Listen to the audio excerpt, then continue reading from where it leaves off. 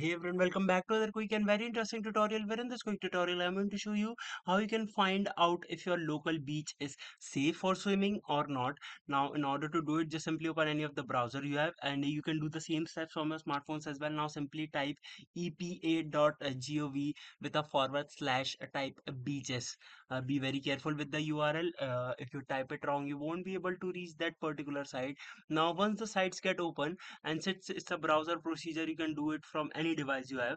Now once it gets open and fully loaded, here when you scroll down, you're gonna find this option of beach health. Either you can go to the beach health and find the details about your local beaches by searching its name, or you can get more detail about the specific about any specific beach that you want, and you can get the swimming advisories and monitoring report for the beaches as well or around the USA.